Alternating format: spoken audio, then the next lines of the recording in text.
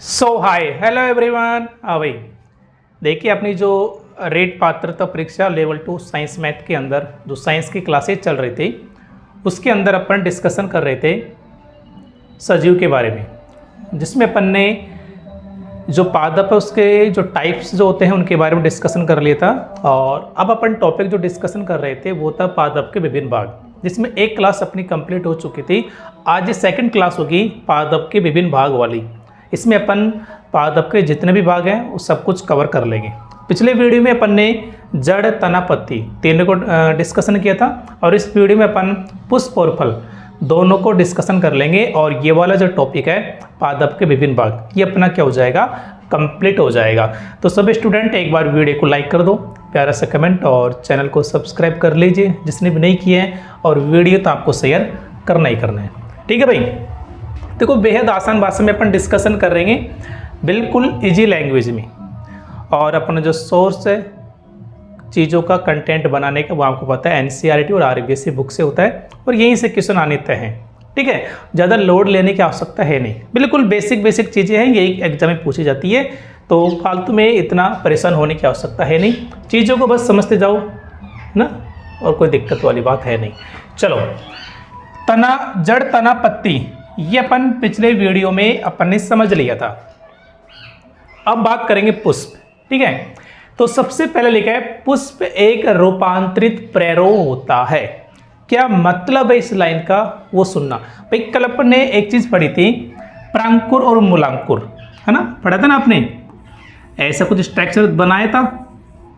ठीक है, ये क्या होता है, ये तो बीज पत्र होते हैं, ये क्या होता है, प्रांकुर होता है, और ये क्या होता है, ये मूलांकुर होता है। प्रांकुर से क्या बनता है, प्रेरो। प्रेरो का मतलब तना, पत्ती, पुष्प वगैरह ये चीजें बनती है। मूलांकुर से क्या बनती है, जड़ें बनती है। अब यहाँ पर क्या लिखा है कि पुष्प एक रूपांतरित प्रेरो होता है, मतलब प्रेरो में जो मुख्य भाग कौन कौन से होता है, तना और पत्ती। तो तना और पत्ती ये दोनों ही रूपांतरित होकर क्या बनाती है, पुष्प बनाती है। क्लियर है। इसको और भी आसान भाषा में समझाने के लिए नीचे लिखा है कि संपूर्ण पुष्प प्रेरो या तने का रूपांतरण होता है, परंतु पुष्प के विभिन्न भाग पत्तियों का रूपांतरण होता है। मतलब क्या, इस लाइन का मतलब यह है कि जिस जगह पर पुष्प लगा होता है ना, उस जगह को बोलते हैं पुष्पासन। क्या बोलते हैं, पुष्पासन, यानी पुष्प का आसन है। वो पुष्पासन तो बना होता है तने से, बाकी पुष्प के जितने भी भाग होते हैं, कौन कौन से भाग होते हैं आगे डिस्कशन करेंगे भी, वो सभी किससे बने होते हैं, पत्ती से बने होते हैं। कुल मिलाके तना और पत्ती दोनों का रूपांतरण होता है कौन, पुष्प। बात समझ में आ गई। चलो आगे डिस्कशन करते हैं।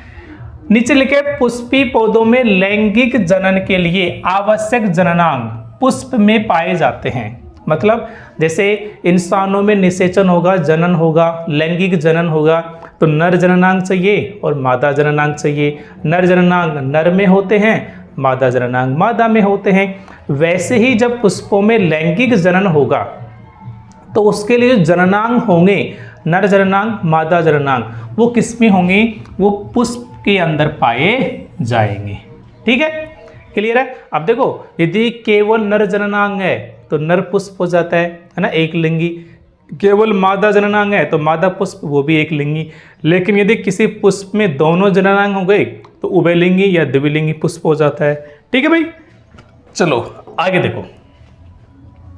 अब बात करते हैं पुष्प की संरचना, कि पुष्प में क्या क्या होते हैं। तो ये बेसिक से मैंने डायग्राम बनाया है, इसको समझने से पहले मैं थोड़ा सा नीचे लेके चलूंगा और फिर अपन इसके अंदर आएंगे। ठीक है, पहले डायग्राम को बाद में समझेंगे, पहले ये चीजें देखेंगे। देखो, पुष्प की संरचना में निम्न मुख्य भाग होते हैं, 4 मुख्य भाग होते हैं। सबसे पहला है बाह्यदल पुंज। सबसे पहला कौन सा है, बाह्यदल पुंज, फिर है दलपुंज, फिर है पुमंग, फिर है जायान। ठीक है, अब एक चीज और देख लो, ये जो बाह्य दलपुंज और दलपुंज होते हैं इनको सहायक चक्कर या वृद्धि चक्कर कहते हैं। पुमंग और जायांग को लैंगिक चक्कर, मुख्य चक्कर या आवश्यक चक्कर कहते हैं। क्यों कहते हैं, क्योंकि जो निषेचन होगा ना उसके लिए क्या जरूरी है, नर जननांग मादा जननांग। जो कि ये दोनों हैं, पुमंग नर जननांग होगा, जायांग मादा जननांग होगा। तो ये लैंगिक चक्र है, ये लैंगिक जनन में भाग लेंगे, लेकिन ये दोनों है ना बाह्यदलपुंज दलपुंज, ये केवल सहायता करते हैं जनन के अंदर। कैसे करेंगे आगे डिस्कशन करेंगे। इसलिए इनको बोलते हैं सहायक चक्कर या वृत्ति चक्कर, और इन दोनों को बोला जाता है लैंगिक चक्र, मुख्य चक्कर या आवश्यक चक्कर। क्लियर है। तो पुष्प में 4 भाग होते हैं, बाह्यदलपुंज, दलपुंज, पुमंग और जायांग। अब इनको अपन पहले डायग्राम में देख लेते हैं और फिर अपन डिटेल से समझेंगे। देखो ये मैंने एक बेसिक सा डायग्राम बनाया पुष्प का, ठीक है। देखो पुष्प में आप लोग देखना सबसे नीचे की तरफ हरे कलर की पत्तियां होती है, अरे होती है ना, उन पत्तियों को बोला जाता है बाह्यदलपुंज। सभी पत्तियों को क्या बोला जाएगा, बाह्यदलपुंज। पुंज का मतलब होता है समूह, तो सभी को बोला जाएगा बाह्यदलपुंज। लेकिन एक पत्ती को क्या बोला जाएगा, बाह्यदल बोला जाएगा। क्लियर है भाई। इसके बाद में ऊपर चलेंगे तो रंगीन पंखुड़ियां होती हैं, उन सभी पंखुड़ियों को बोला जाता है दलपुंज। पुंज का मतलब अगेन समूह होता है, लेकिन एक पंखुड़ी को, जैसे मैंने ये पंखुड़ी बनाई है, एक पंखुड़ी को क्या बोला जाएगा, दल बोला जाएगा। ठीक है। इसके बाद में आएंगे पुमंग। पुमंग ये देखो, ये पुमंग है। पुमंग जो होता है ना नर जननांग होते हैं, ठीक है। अब सभी देखो, सभी नर जननांग, वैसे एक को बोला जाता है पुंकेसर। ये अकेला है ना, ये पुंकेसर है, लेकिन कोई जरूरी नहीं है एक ही पुंकेसर हो, एक से ज्यादा भी हो सकता है। तो सभी पुंकेसर को बोला जाता है पुमंग, जो भी लिखा था नीचे, सभी को बोला जाता है पुमंग, लेकिन एक को बोला जाता है पुंकेसर। क्लियर है। आगे जायांग। तो जायांग मादा जननांग वाला भाग होता है, ठीक है। एक होता है स्त्री केसर, यानी स्त्री केसर एक है, बहुत सारे स्त्री केसर होंगे तो सभी को बोला जाएगा जायांग, यानी जो जायांग मादा जननांगों का समूह है। लेकिन यदि एक मादा जननांग होगा तो उसको बोलेंगे स्त्री केसर। वैसे एक नर जननांग होगा उसे बोलेंगे पुंकेसर। क्लियर है भाई। बहुत सारे पुंकेसरों को पुमंग बोल देंगे और बहुत सारे स्त्री केसरों को जायांग बोल देंगे। ठीक है ना, ये चीज क्लियर है। तो ये बेसिक सा डायग्राम बना दिया। सबसे पहले बाह्यदल, दल, पुंकेसर और स्त्री केसर। बाह्यदल बहुत सारे होंगे, बाह्यदल पुंज बोलेंगे। दल बहुत सारे होंगे, दलपुंज बोलेंगे। पुंकेसर बहुत सारे होंगे, पुमंग बोलेंगे। स्त्री केसर बहुत सारे होंगे, जायांग बोलेंगे। क्लियर है ना। चलो अब एक एक के बारे में डिस्कशन कर लेते हैं। सबसे पहले बाह्यदल पुंज। तो बाह्यदल पुंज क्या होते हैं आपको पता है, तो सबसे नीचे की तरफ जो हरे कलर की पत्तियां होती है उन्हें बोलते हैं बाह्यदल पुंज। तो ये हरे रंग की संरचना होती है जो कि पुष्प के सुरक्षात्मक आवरण होता है। सबसे बाहर है तो पुष्प की सुरक्षा करेंगे ये, ठीक है। बाह्यदल पुंज की इकाई बाह्यदल सेपल कहलाती है ना। सभी बाह्यदल तो बाह्यदल पुंज और एक को बाह्यदल कहेंगे। क्लियर है भाई। आगे है दलपुंज। अगला कौन सा, दलपुंज। ये पुष्प की रंगीन संरचनाएं होती है, कुल मिला के पंखुड़ियां होती है, जो कि कीटों को आकर्षित करके परागण की क्रिया में सहायक होती है। किसमें सहायक होती है, ये दल वाला भाग परागण में। क्या होता है परागण, अभी बेसिक से है ना, बिल्कुल डिटेल में समझेंगे, है ना, कंफ्यूज मत हो, समझेंगे। तो परागण की क्रिया में सहायक होता है कौन, दलपुंज, क्योंकि ये कीटों को आकर्षित करेंगे और उन कीटों के द्वारा ही परागण की क्रिया संपन्न होती है। क्या होता है परागण, अभी पढ़ेंगे इसके बारे में। तो दलपुंज की इकाई दल कहलाती है, पीटल, है ना। सभी दल दलपुंज और एक कहलाएगा दल। आगे बात करते हैं पुमंग। पुमंग पुष्पों के नर जननांग होते हैं। क्या होते हैं, नर जननांग। पुमंग की प्रत्येक इकाई पुंकेसर स्टेमन कहलाती है। भाई काफी सारे नर जननांग हो सकते हैं, यानी काफी सारे पुंकेसर हो सकते हैं। सभी पुंकेसरों को एक साथ पुमंग बोला जाएगा और एक को पुंकेसर बोलेंगे। क्लियर। अगर नीचे एक लाइन लिखिए, पुंकेसर एक रूपांतरित पर्ण होती है जिनमें लघु बीजाणुओं का निर्माण होता है, अतः पुंकेसर को लघु बीजाणु पर्ण भी कहते हैं। क्या मतलब है इसका, अभी मैंने आपको बताया था कि पुष्प एक रूपांतरित प्रेरो होता है। मतलब पुष्प का जो आधार वाला भाग है जिसे बोलेंगे पुष्पासन, वो तो तने का भाग होता है, तने से बना होता है। लेकिन पुष्पासन के अलावा जैसे बाह्यदल पुंज, दलपुंज, पुंकेसर, स्त्री केसर, ये सभी किससे मिलकर बने हैं, ये पत्तियों का रूपांतरण होता है। क्लियर है, किसका, पत्तियों का। पत्ती का मतलब पर्ण, ये चीज़ क्लियर है। आगे सुनना, देखो बायोलॉजी के अंदर नर और मादा, यदि मैं दोनों की बात करूँ ना तो नर को स्मॉल माना जाता है, छोटा माना जाता है, और मादा को बड़ा माना जाता है। मतलब यदि मैं नर के बीजाणु की बात करूँगा ना तो नर के बीजाणु बोला जाएगा लघु बीजाणु, और मादा के बीजाणु बोला जाएगा गुरु बीजाणु। गुरु या दीर्घ, गुरु का मतलब होता है बड़ा, तो नर को छोटा माना जाता है, मादा को बड़ा माना जाता है। तो नर के बीजाणु होंगे लघु बीजाणु यानी छोटे बीजाणु, और मादा के बीजाणु होंगे गुरु बीजाणु यानी दीर्घ बीजाणु, ऐसे भी कह सकते हैं। तो यहाँ पर क्या होता है, ये जो पुंकेसर होता है ना भाई, पुंकेसर ही नर जननांग होगा, तो इसके अंदर ही बीजाणु बनेंगे जो कि आगे है ना नर युग्मक की तरह काम करेंगे। वो कैसे कैसे करेंगे अभी पढ़ेंगे उसके बारे में। तो पुंकेसर एक रूपांतरित पर्ण है जिसमें लघु बीजाणु का यानी बीजाणु होंगे, लेकिन कौन से लघु, क्योंकि उसकी नर की बात कर रहा है, नर जननांग की बात कर रहा है, जिनमें लघु बीजाणुओं का निर्माण होता है, इसलिए पुंकेसर को लघु बीजाणु पर्ण, लघु बीजाणुओं का निर्माण हो रहा है, पत्तियों का रूपांतरण है, नाम हो गया लघु बीजाणु पर्ण। क्लियर है ये बात। आगे देखो, अब पुंकेसर की संरचना देख लेते हैं। अभी आपने जो पुष्प देखा था ना, देखो यहाँ पे ये वाला हिस्सा क्या है, पुंकेसर है, तो इसको यहाँ पर मैंने बनाया है पुंकेसर। देखो ये रहा, ये अलग से मैंने बना दिया है, ठीक है। ये ऊपर होते हैं पराग कोश, क्या होते हैं पराग कोश, इनमें पराग कण बनेंगे, पराग कण, और अभी एक शब्द आया था परागण, दोनों अलग अलग है, पढ़ेंगे इनके बारे में। तो पराग कोश है, ये दो पाली है ना, दो लोब है, दो अलग अलग हिस्से हैं, इन दोनों को जोड़ती है योजी उत्तक होता है ना, संयोजी उत्तक होता है। तो ये पराग कोश है जिसमें पराग कण बनेंगे, ये योजी है, और नीचे एक धागे नुमा संरचना से बोलेंगे पुतंतु, क्या बोलते हैं, पुतंतु बोलते हैं, ठीक है। ये पुंकेसर का स्ट्रक्चर होता है। अब बात करते हैं अपने जायांग वाले हिस्से की। तो जायांग पुष्पों के मादा जननांग होते हैं जो कि पुष्प के केंद्र में अवस्थित होते हैं, है ना, पुष्प के सेंटर में लगे होते हैं। ये जायांग की प्रत्येक इकाई स्त्री केसर या अंडप कहलाती है। स्त्री केसर पिस्टिल, अंडप कार्पल कहलाती है। सभी स्त्री केसरों को क्या बोला जाएगा, जायांग बोला जाएगा, यानी सभी जो मादा जननांग हैं उन सभी को एक साथ बोला जाएगा जायांग।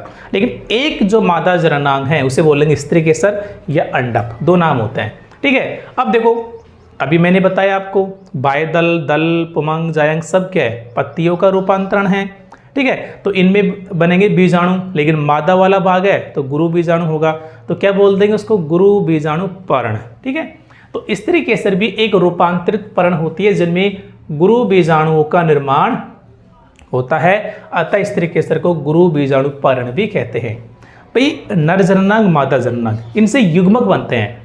जैसे इंसानों में होता है ना, नर जननांग से नर युग्मक शुक्राणु बनता है, मादा जननांग से मादा युग्मक अंडाणु बनता है, दोनों में निषेचन होगा, फिर युग्मनज बनेगा जिससे भ्रूण ना नया जीव बनता है। वैसे यहाँ पर नर जननांग कौन है, पुंकेसर, मादा जननांग कौन है, स्त्री केसर। तो पुंकेसर के अंदर बीजाणु बनेंगे, ठीक है, उन्हें लघु बीजाणु बोल दिया, और मादा जननांग में गुरु बीजाणु बनेंगे इस तरीके से में, ठीक, तो इसको बोलते हैं गुरु बीजाणु पर्ण। पर्ण क्या बोला है, पत्तियों से बने होते हैं। क्लियर है, बेसिक सी बात है, कोई बड़ी बात नहीं है। अब इस तरीके के स्ट्रक्चर देख लेते हैं। अब यहाँ आपने डायग्राम देखा था ना पुष्प का, बीच में ये इस तरीके से है, तो इसका डायग्राम देखो अलग से बना दिया मैंने, ये इस तरीके से है। इस तरीके से का जो सबसे ऊपर का भाग होता है उसे बोलते हैं वर्तिकाग्र, स्टिग्मा। ये वाला हिस्सा नहीं, ये वाला, ये वर्तिकाग्र होता है। फिर नीचे नली है, इसे बोलते हैं वर्तिका स्टाइल। फिर नीचे ये होता है अंडाशय, ये पूरा क्या है, ये अंडाशय है। अंडाशय के अंदर देखो, ये अंडाशय के अंदर ये जो बने ना ये छोटे छोटे, इन्हें बोलते हैं बीजांड, ओव्यूल्स, इन्हें क्या बोलते हैं, बीजांड बोलते हैं। सबसे ऊपर वाला भाग वर्तिका स्टिग्मा, बीच में नली वर्तिका स्टाइल, नीचे अंडाशय ओवरी होता है, और इस अंडाशय के अंदर क्या लगे होते हैं, बीजांड लगे होते हैं, ओव्यूल्स लगे होते हैं। अब यदि मैं एक बीजांड की बात करूं तो एक बीजांड का देखो इसका स्ट्रक्चर ऐसा होता है। ऊपर 3 कोशिकाएं होती हैं जिन्हें बोलते हैं प्रतिमुखी कोशिकाएं या प्रतिव्यासांत कोशिकाएं बोलते हैं इनको ना, इनको प्रतिव्यासांत कोशिका भी बोलते हैं। बीच में ध्रुवीय केंद्रक, 2 केंद्रक होते हैं, ध्रुवीय केंद्रक बोलते हैं। नीचे देखो 3 कोशिकाएं बीच में बड़ी होती है, इसे बोलते हैं अंड कोशिका, जो कि मादा युग्मक की तरह कार्य करती है, ठीक है। और इसके बीच में 2 सहायक कोशिकाएं होती हैं, छोटी होती है। तो ये हो गया आपका बीजांड हो गया। ऐसे देखो ढेर सारे बीजांड है कि नहीं? क्लियर है? चलो आगे देखो। अब यहाँ पे देखो आप लोग, निषेचन के बाद देखो, जब निषेचन हो जाएगा ना पुष्प में, तो पुष्प से ही आगे जाके क्या बनता है? फल और बीज बनते हैं। तो कौन सी चीज़ फल में चेंज होगी और कौन सी चीज़ बीज में चेंज होगी? तो जो अंडाशय है ना, निषेचन के बाद बड़ी इंपॉर्टेंट लाइन है भाई, ये लाइन बेहद इंपॉर्टेंट है छोटी सी बात लेकिन बड़ी इंपॉर्टेंट है।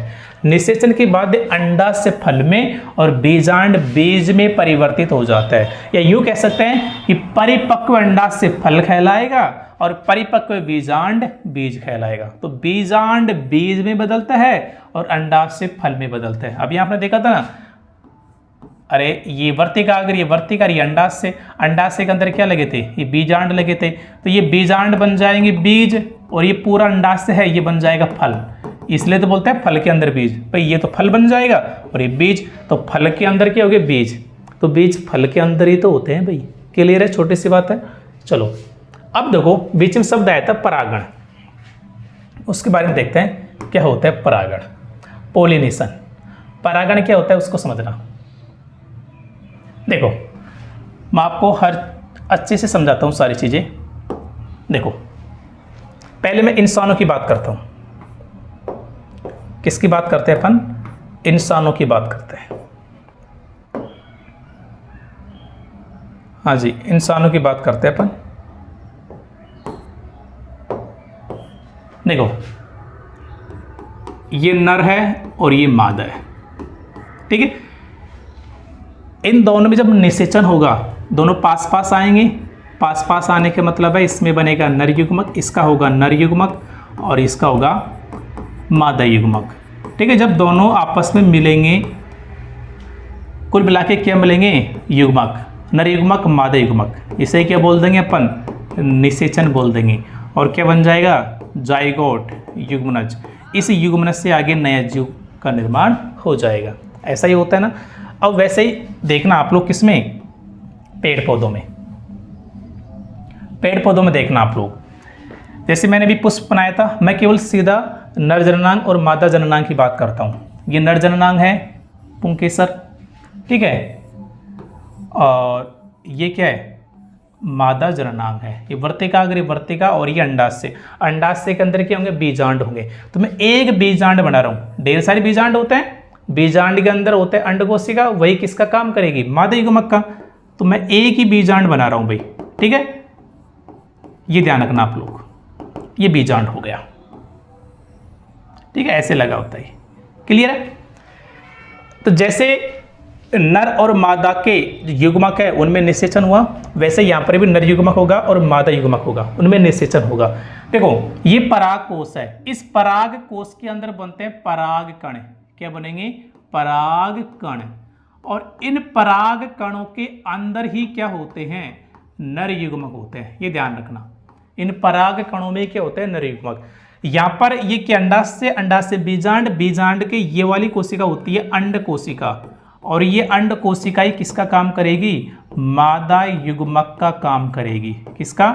मादा युग्मक, ठीक है। और देखो नर युग्मक मादा युग्मक का मिलना ही क्या कहलाएगा? निषेचन। तो ये नर युग्मक और ये मादा युग्मक जब ये दोनों मिल जाएंगे, इसे क्या बोलेंगे? निषेचन बोलेंगे। किसमें? पेड़ पौधों में। लेकिन अब ये परागकण ने इसको यहाँ पहुँचना है, ये कैसे पहुँचेगा? देखो ये परागकण यहाँ से पहुँचेगा यहाँ पर वर्तिकाग्र पर।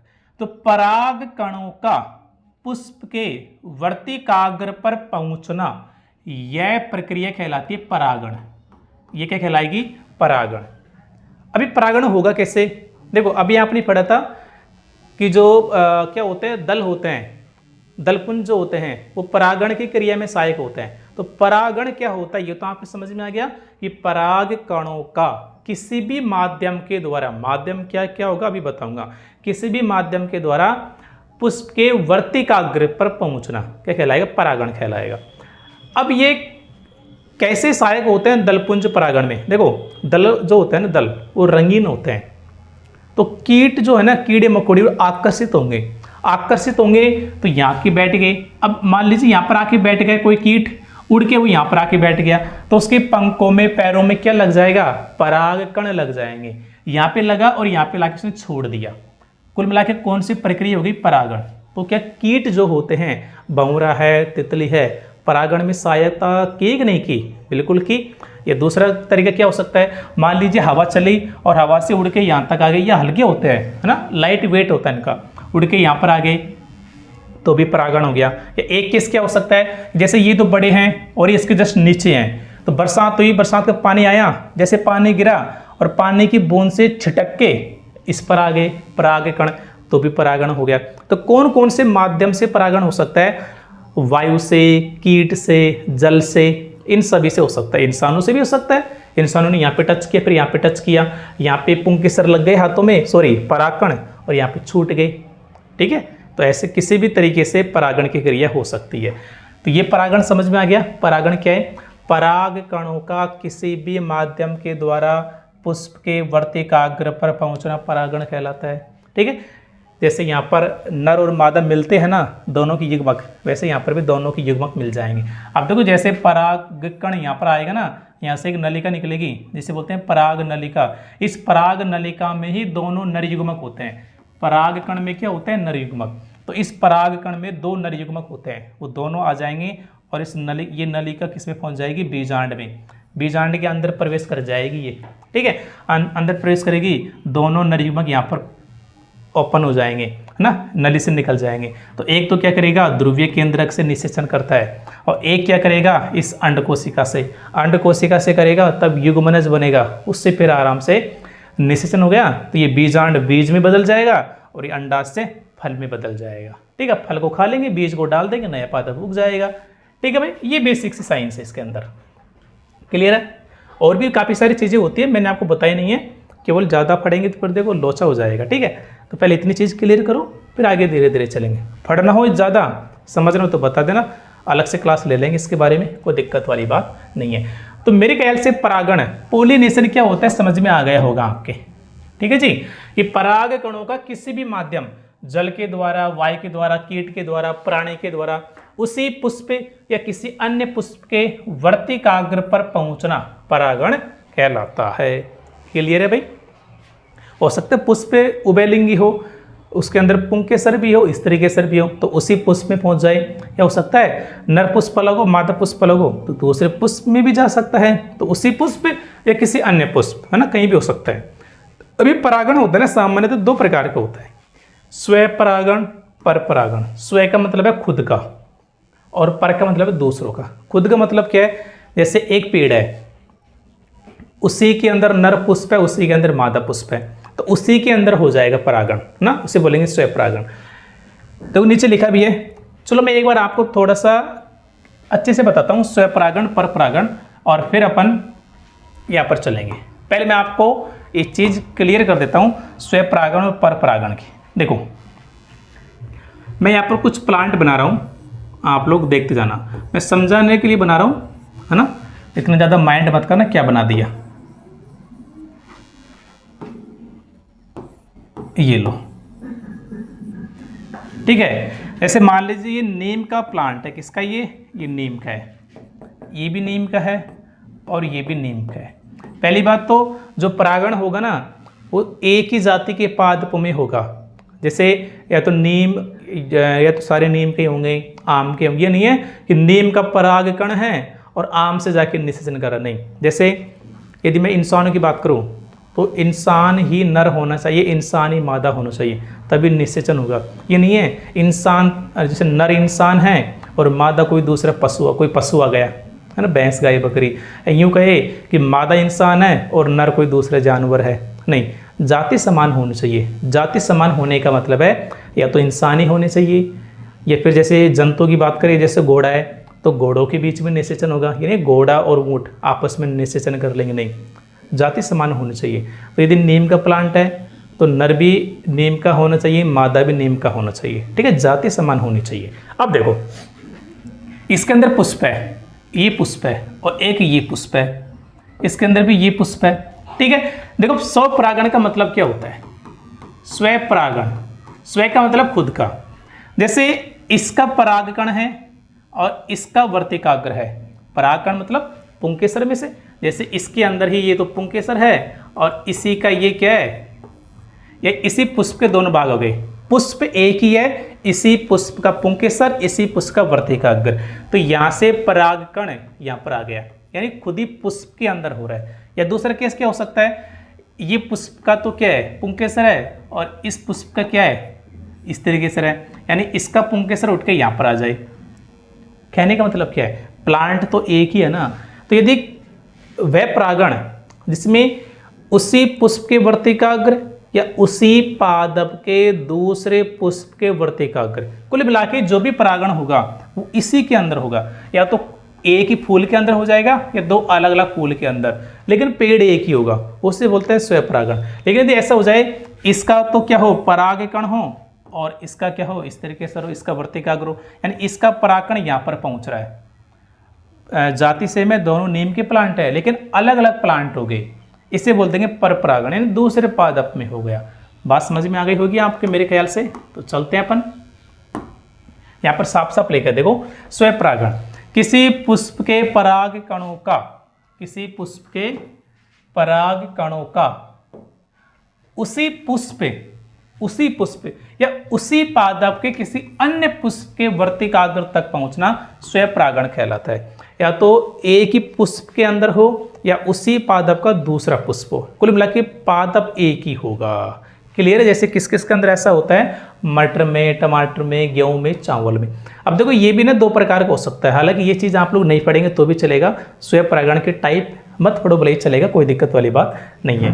पहला स्वयुग्मन और दूसरा सजात पुष्पी परागण। स्वयुग्मन क्या होता है, देखो यदि एक ही पुष्प में हो रहा है परागण, एक ही पुष्प में उसी का परागकण उसी का वर्तिकाग्र, इसे बोल देंगे स्वयुग्मन। या फिर ऐसा हो, एक पुष्प का परागण हो लेकिन उसी पादप का दूसरा पुष्प हो, पादप सेम है लेकिन पुष्प अलग अलग हो गए, उसे बोल देंगे सजात पुष्पी परागण। तो किसी पुष्प के परागकणों का उसी पुष्प के वर्तिकाग्र पर पहुंचना स्वयुग्मन कहलाता है। और सजात में क्या होगा कि किसी पुष्प के परागकणों का उसी पादप के किसी अन्य पुष्प के वर्तिकाग्र तक पहुंचना सजात पुष्पी परागण कहलाता है। बात समझ में आ गई। स्वपरागण का मतलब क्या है, उसी पादप, उसी पुष्प या उसी पादप का किसी दूसरा पुष्प, यानी पादप एक ही होगा। अब यदि पुष्प भी एक ही है, एक के अंदर ही हो रहा है तो स्वयुग्मन, और यदि किसी एक पादप के अलग अलग पुष्प में हो रहा है तो सजात पुष्पी परागण। क्लियर। अब अगला है पर परागण। तो किसी पुष्प के पराग कणों का उसी जाति समान होनी चाहिए, या तो नीम के प्लांट या आंवला के आम के समान होना चाहिए, उसी जाति के किसी अन्य पादप के पुष्प के वर्तिकाग्र तक पहुंचना पर परागण कहलाता है। जैसे गुलाब में, सेब में, अंगूर में, नाशपाती, पोपी प्लांट होता ही है ना, इन सभी के अंदर ऐसा होता है। क्लियर भाई। तो ये हो गया आपका पुष्प वाला भाग। क्लियर। अब बात करते हैं फल, फ्रूट्स के बारे में। तो मैंने भी आपको बताया था कि जो निषेचन होगा पुष्प में, उसके बाद अंडा से किस में बदल जाएगा, फल में बदल जाएगा, और बीजांड बीज में। तो फल क्या होता है कि निषेचन के बाद अंडा से परिपक्व होकर फल का निर्माण करता है, अर्थात परिपक्व अंडा से कोई क्या बोलेंगे, फल बोलेंगे। क्लियर है। अब देखो फल दो प्रकार के होते हैं भाई, एक तो होता है सत्य फल और एक होता है असत्य या आभासी फल। सत्य फल क्या होता है, मुझे बताओ, फल का निर्माण किससे होगा, अंडाशय से। तो सत्य फल वे होते हैं जिनका निर्माण केवल अंडाशय से होता है, केवल अंडाशय से फल का निर्माण होगा, उसे सत्य फल बोलेंगे। जैसे आम है, टमाटर है, नींबू है। लेकिन कुछ फल ऐसे होते हैं जिनका निर्माण अंडाशय के अलावा भी पुष्प के किसी अन्य भागों से भी हो जाता है, उन्हें बोलेंगे असत्य या आभासी फल। जैसे जड़ होती है, जड़ का निर्माण किससे होता है, मूलांकुर से होता है। लेकिन कुछ जड़ ऐसे होते हैं जो मूलांकुर के अलावा, जैसे अपस्थानिक जड़ें है ना, तने से, पत्तियों से उनका निर्माण हो जाता है। वैसे ही यदि अंडाशय के अलावा, कि जब किसी फल के निर्माण में अंडाशय के साथ साथ पुष्प के अन्य भाग जैसे पुष्पासन, बाह्यदल आदि भी भाग लेते हैं तो उन्हें असत्य फल कहते हैं। क्लियर है। जैसे सेब है, नाशपाती है और काजू है। क्लियर है भाई। चलो अब दो तीन टर्म हो रहे हैं, ये भी आप लोग देख लीजिए, थोड़ा इंपॉर्टेंट है। पहला अनिषेक फलन। अनिषेक फलन, फलन का मतलब है क्या बनेगा, फल बनेगा। निषेक का मतलब निषेचन, लेकिन आगे क्या लग गया, यानी निषेचन नहीं होगा। भाई फल का निर्माण किससे होता है? अंडाशय से। लेकिन कब होगा? जब निषेचन होगा। लेकिन कुछ फल ऐसे होते हैं जिनका निर्माण बिना निषेचन के भी हो जाता है। क्लियर है भाई? तो वही परिभाषा है कि जब किसी फल का निर्माण बिना निषेचन के होता है तो उसे अनिषेक फलन कहते हैं तथा ऐसे फल अनिषेकी फल कहलाते हैं। कुल मिला के निषेचन के बिना अंडाशय किस में बदल जाएगा? फल में बदल जाएगा। जब निषेचन होता है उसके बाद में अंडाशय फल बनाता है, लेकिन यहाँ पर बिना निषेचन के ही अंडाशय फल बना देगा, उसे बोलेंगे अनिषेक फलन, और ऐसे फल कहलाएंगे अनिषेकी फल। ठीक है। अब देखो एग्जाम्पल, जैसे केला है, अंगूर है। एक बड़ी बात आपके लिए कि जो अनिषेकी फल होते हैं यानी जिनका निर्माण बिना निषेचन के होते हैं उनमें बीज नहीं होगा, या फिर अत्यंत छोटे बीज होंगे। ये तो होंगे नहीं, पहली बात होंगे तो बड़े छोटे होंगे। जैसे केला आपने देखा है, अंगूर देखा है, बीज होते हैं क्या? नहीं होते हैं। ठीक है। आगे देखो, कुछ पादप जैसे केला है, अंगूर है, इनमें अनिषेक फलन प्राकृतिक रूप से पाया जाता है। प्रकृति में होता ही ऐसे है, लेकिन होता क्या, कुछ पादप ऐसे हैं जैसे पपीता है, संतरा आदि में NAA एक हार्मोन का नाम है, ऑक्सिन और साइटोकाइनिन आदि वृद्धि हार्मोनों के द्वारा अनिषेक फलन को प्रेरित किया जाता है। भाई केला है, अंगूर है, ये तो नेचुरली होते हैं अनिषेक फलन के उदाहरण। लेकिन कुछ ऐसे फल हैं जैसे पपीता, संतरा, इनमें हम कृत्रिम तरीके से अनिषेक फलन कर सकते हैं। आपने देखा है ना, बहुत सारे पपीते ऐसे होते हैं। वैसे आपने देखा है पपीता में बीज होते हैं, काले काले देखे होंगे आपने, है ना, ब्राउन ब्राउन भी होते हैं। लेकिन कुछ पपीता ऐसे होते हैं उनके अंदर बीज नहीं होते हैं।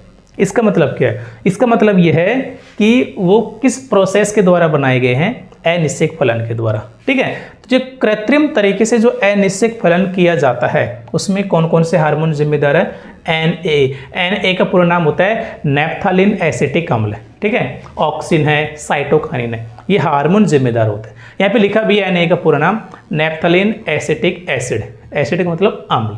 क्लियर है? अब देखो, जैसा अनिषेक फलन है वैसा एक शब्द होता है अनिषेक जनन। फलन का मतलब है फल बनेगा बिना निषेचन के, और जनन का मतलब होता है किसी जीव का निर्माण होना। और जीव कैसे बनता है आप लोगों को पता है? निषेचन होगा, नर युग्मक मादा युग्मक मिलेंगे, युग्मनज बनेगा, भ्रूण बनेगा, फिर नया जीव बनेगा। लेकिन कुछ जीव ऐसे होते हैं जिनका निर्माण बिना निषेचन के भी हो जाता है। तो अनिषेक जनन, जब किसी जीव का निर्माण बिना निषेचन के होता है तो जनन की इस विधि को क्या बोलते हैं? अनिषेक जनन कहते हैं। ठीक है। तो ये तो मैंने इसलिए लिखा है अनिषेक जनन क्योंकि दोनों सेम वर्ड है, अनिषेक फलन, अनिषेक जनन, तो कन्फ्यूज नहीं होना है आपको। ठीक है ना भाई?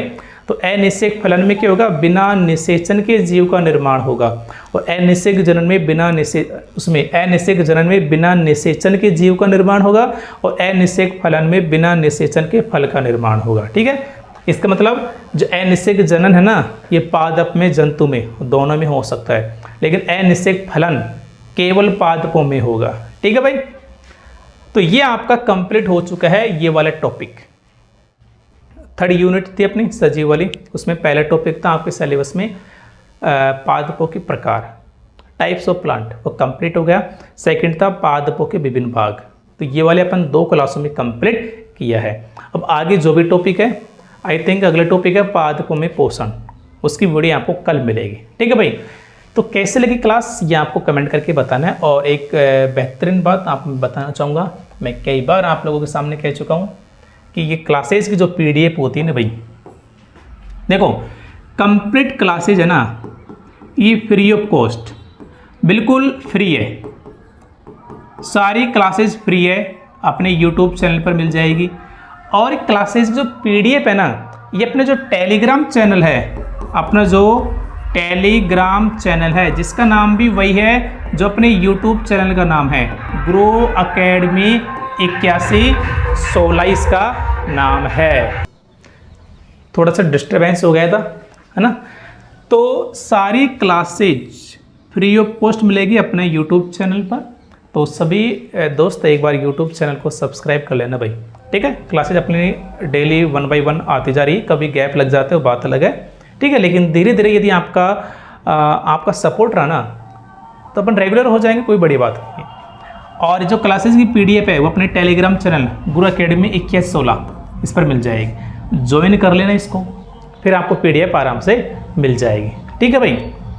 तो देखो कंटेंट इतना बेहतरीन है, आप लोग किसी भी कोचिंग से पढ़ लेना, अपने कंटेंट की बराबरी मतलब सभी कोचिंग सेंटरों से बराबरी होगी, बल्कि यूँ मानो ज़्यादा ही होगा, क्योंकि अपने जो कंटेंट है ना, देखो बायोलॉजी में एक बात और आपको ध्यान रखनी है, आपकी फिजिक्स और केमिस्ट्री ये दोनों तो 10 तक चल जाएगी, लेकिन बायोलॉजी है ना 11 12 को टच करता है।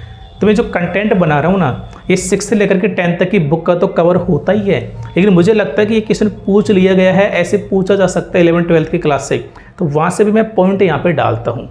ठीक है, अगली जो क्लास आएगी ना उसमें आप लोग देखना 6 से लेकर के 10 तक तो बहुत कम है, लेकिन काफ़ी सारी चीज़ें मैं 11 12 से आपको निकाल के बताऊँगा, और बिल्कुल ईजी वे में। ये नहीं है कि आपने पूरे 11 12 ही पढ़ लिया है ना विस्तृत, नहीं, केवल वो चीज़ें जो हमारे लिए इम्पोर्टेंट है।